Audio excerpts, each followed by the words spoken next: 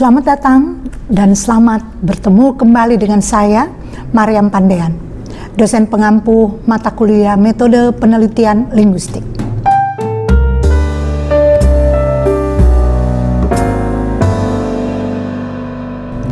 Baik, pertemuan hari ini saya akan melanjutkan materi tentang kurun pemecahan masalah.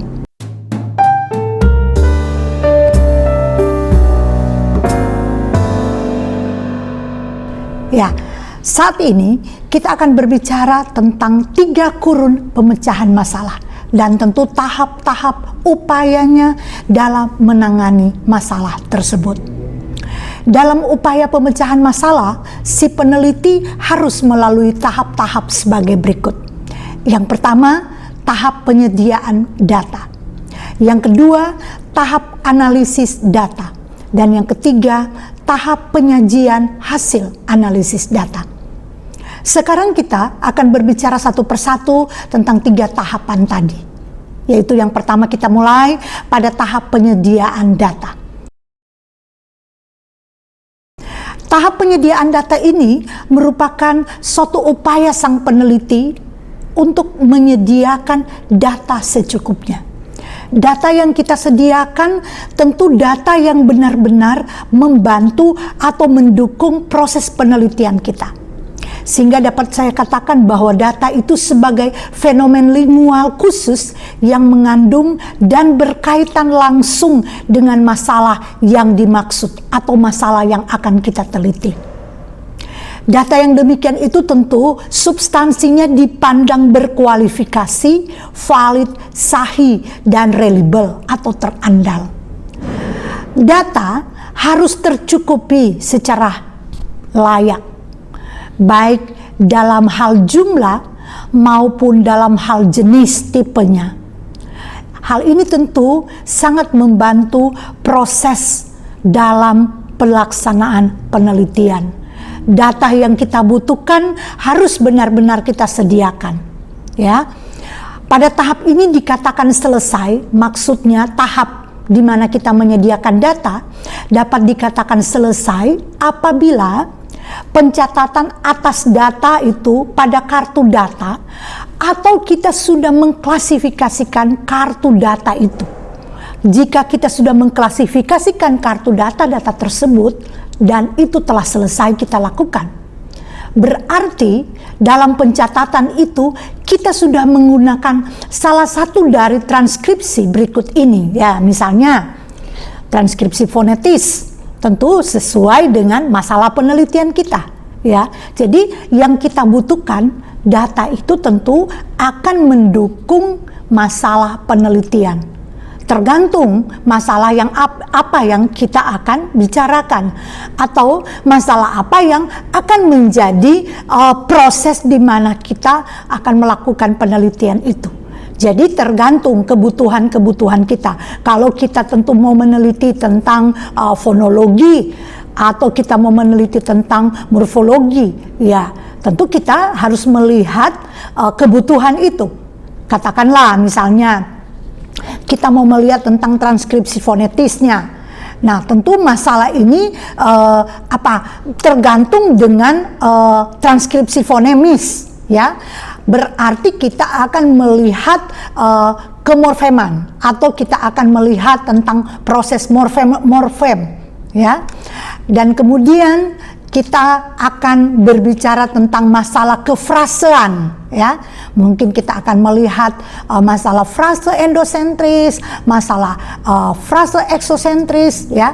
Tentu kita harus melihat juga bagaimana kita mencari data itu yang terkait dengan tadi masalah frasa, ya.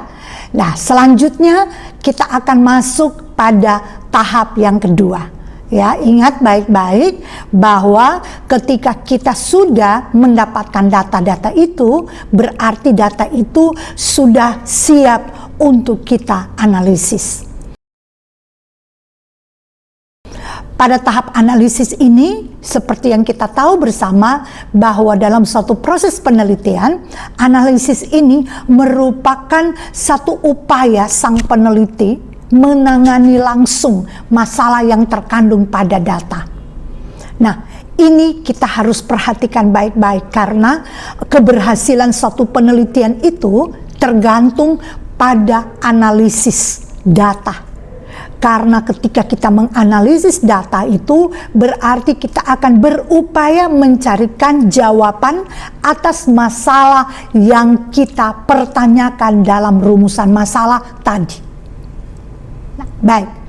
Nah, upaya sang peneliti ini sangat berpengaruh karena dia akan menangani langsung masalah yang terkandung pada data. Tindakan dari seorang peneliti dalam proses pengamatan yang diikuti langsung dengan membedah atau mengurai juga, sekaligus memurai masalah yang bersangkutan. Cara-cara tertentu yang khas tentu akan kita lihat dari kepiawaian seorang peneliti. Nah, pada tahap ini dikatakan telah berakhir atau telah selesai apabila kaidah yang berkenaan dengan objek yang menjadi masalah itu telah ditemukan oleh peneliti. Nah, kaidah yang dimaksud tentu terdiri dari 3 aspek, ya.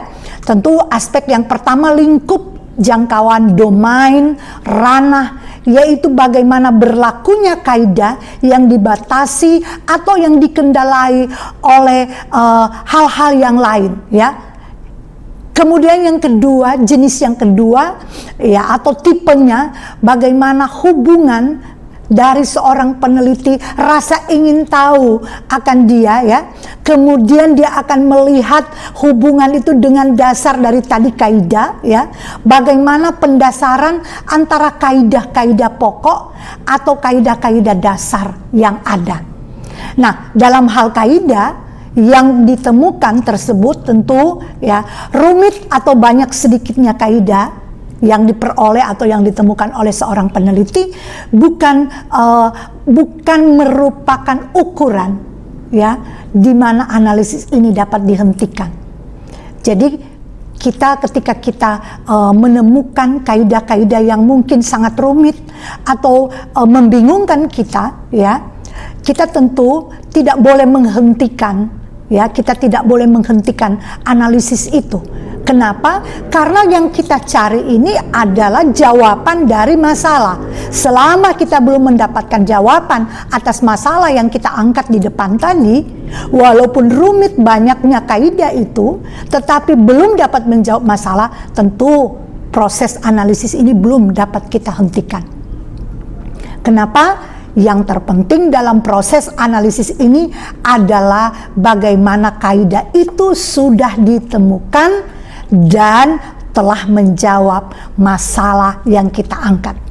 Persoalan sedikit banyak kaidah itu bukan menjadi suatu ukuran, tetapi ditemukannya kaidah itu sekaligus menjawab akan masalah tadi, itulah yang menjadi ukuran keberhasilan penelitian.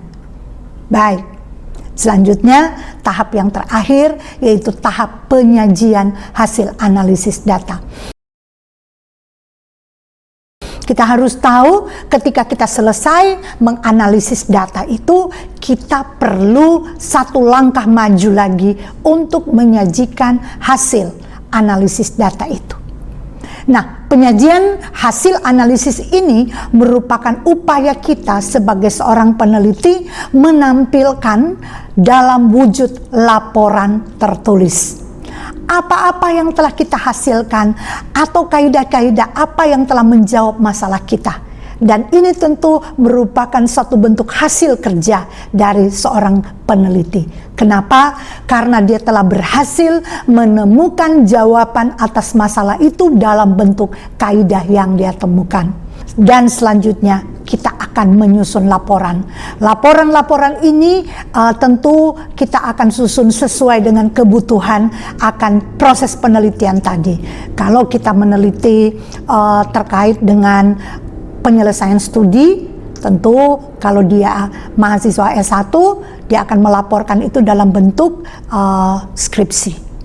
Kalau mahasiswa S2, dia akan melaporkan itu tentu dalam bentuk tesis. Sedangkan untuk mahasiswa S3, dia akan melaporkan hasil penelitian itu dalam bentuk disertasi. Hal ini sangat bersifat teknis karena 3 laporan yang saya sampaikan itu, baik skripsi, tesis, ataupun disertasi, tergantung ketentuan yang berlaku. Jadi kalau seorang mahasiswa tentu dia tidak boleh lari dari ketentuan proses penyusunan laporan tadi itu dengan aturan yang dikeluarkan oleh institusi tentunya. Baik, demikian materi pada pertemuan kali ini. Sampai berjumpa kembali pada pertemuan selanjutnya. Terima kasih, salam sehat untuk kita sekalian.